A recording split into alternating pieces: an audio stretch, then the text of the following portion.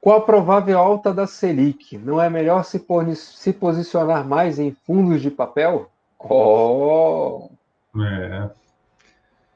É, assim, na teoria, sim, né? Então, se você vai ter uma taxa de elevação, uma elevação da Selic, e você sabe até onde que ela vai, que é uma coisa que a gente não sabe, né? A Selic ela vai para 7, 8% ao ano ao longo de, sei lá, 2 anos, né? Então, você jogou alguma coisa assim nesse sentido.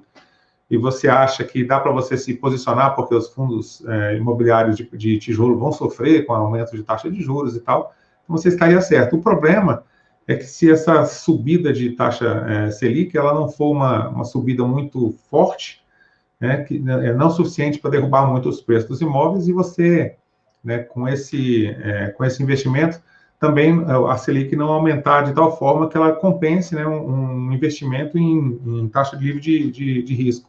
Então, você tem, por exemplo, uma Selic que vai a 4,5, né, a inflação ficar em 4,5. Você está no 0 a 0 investindo em Selic. Então, se você tem investimentos em Selic para ficar no 0 a 0, mais para proteção de capital do que para o investimento em si. Então, tudo isso tem que ser pensado. Às vezes as pessoas pensam assim, mas eu vou vender então, né, um fundo imobiliário, ou vou vender meu imóvel quando a taxa de juros estiver subindo. Tá, mas você comprou ele 10 anos atrás, né? Aí você comprou, você pagou, digamos, seja a cota difícil, você pagou 100 e agora está 200. Né? Se você for vender, você vai pagar a diferença em imposto para o governo. E quando você vai recomprar, de repente essa subida que deu na taxa de juros não é suficiente para compensar, né, essa perda de capital que você vai ter através de pagamento de imposto. Então, assim, não dá para você prever o futuro, é difícil, e com base nisso, né, você tem que fazer um plano, um planejamento de investimento muito forte, baseado, né, em expectativas que você tem no futuro, mas nem tudo vai se concretizar. Então, você tem, normalmente, né, quanto menos você mexe na carteira, né, mais rendimento, mais rentabilidade dessa carteira você consegue, a não ser que você saiba muito bem o que você está fazendo e que você consiga identificar um determinado ciclo, né, pegar esse determinado ciclo, né, ou de alta ou de baixa, para você tomar esse investimento de forma ativa ou passiva. Porque o investidor passivo, né, no longo prazo, ele vai vencer do investidor ativo que não tem muito conhecimento de mercado. Então, o cara girou muita carteira, ele não sabe o que está fazendo, ele vai perder dinheiro, e o cara que não fez nada, ele vai ter um rendimento bem melhor. Isso aí é fato. Tá? Quem é que vai ter uma performance melhor sendo um investidor mais ativo? É o cara que conhece muito de mercado. E o cara que conhece muito de mercado, né, ainda assim ele erra, mas ele tem que acertar mais do que o que ele erra. Se ele consegue fazer isso, sim, ele vai ter um trabalho a mais para conseguir, né, gerar um alfa, né, ter uma rentabilidade maior. Tá? Então, assim, é uma pergunta que parece óbvia a resposta, né? Mas ela não é tão simples assim na hora de você colocar em prática. E a outra coisa que precisa botar também ponderado nessa questão toda é o seguinte: fundos imobiliários, eles são normalmente precificados por juros longos e não juros de curto prazo. E a Selic é um juro de curto prazo. Então, até determinado momento, existe uma aderência, né?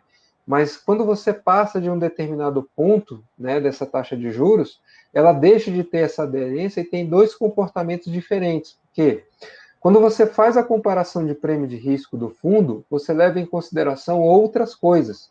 Então, se você tem, por exemplo, um fundo de papel, a duration média da carteira dele descendo lá em 2024, ou 2027, ou 2035, enfim, dependendo de como esse fundo se comporta, você não vai fazer a comparação dele com o Selic, você vai fazer a comparação dele com um tesouro com vencimento mais ou menos parecido com a duração da carteira. Por quê? Faz sentido você comprar renda variável comparada com o prêmio de risco para uma determinada característica. E a outra coisa também que precisa se ponderar é o seguinte: a utilidade daquele ativo dentro da sua carteira. Então, assim, quando você pensa Selic, fundo imobiliário, ações, fundo de ações, renda fixa, multimercado, fundo cambial, cada uma dessas peças, ela tem um comportamento, uma característica que dentro do seu portfólio somado tem que fazer sentido, seja de correlação, de descorrelação, de equilíbrio, de aumento de volatilidade, diminuição de volatilidade, de eficiência do seu portfólio. Então, eu vou tirar o meu dinheiro e vou colocar somente em Selic. Ele vai dar uma característica. Ou, se você usar assim, não, eu quero ter fundos imobiliários, por que você quer ter fundos imobiliários? Porque são ativos geradores de fluxo de caixa. Eles fazem sentido nisso. Ainda que o rendimento seja menor, ainda que a volatilidade seja menor, a utilidade de você ter esse fluxo de caixa, ele é diferente da utilidade que você tem de ter Tesouro Selic. Então, quando o investidor pensa em aumento de Selic, baixa de Selic, posicionar nesse fundo ou naquele, buscar esse indexador ou aquele indexador para se beneficiar daquele momento de mercado, com essas coisas que elas não estão fazendo parte de uma forma tão direta de algo que você pode dominar, ou que você pode conhecer, né? Porque ninguém sabe a política econômica que o governo vai colocar. Mas você consegue mais ou menos prever cenários possíveis. E os fundos de recebível fazem isso também. E além de fazer essas perspectivas de cenário, eles colocam na outra ponta o risco das operações. Então, quando você pega lá um IGPM mais 20 numa carteira, o que você olha, aquela rentabilidade, na verdade, ele acende uma luzinha para você de falar, ó, risco, risco, risco, risco. Você pega uma outra que é IPCA mais 6, ele vai falar assim, risco, risco, risco, risco, de uma maneira bem menor do que o outro que está te pagando 20. Então, essa correlação, né, de Selic com o fundo de recebíveis, ela faz sentido até certo ponto, mas é muito mais importante que você olhe a sua carteira de recebíveis por uma cesta de indexadores. Por quê? Você tem momento que o GPM vai estar muito bem, você tem momento que o IPCA vai estar muito bem, e você tem momento que as coisas vão estar desfavoráveis para a classe como um todo. Então, um portfólio bem diversificado vai fazer mais sentido do que você ficar tentando prever o futuro, do que com eventual alteração de taxa de juros de curto prazo pode fazer em determinado ativo. Tá?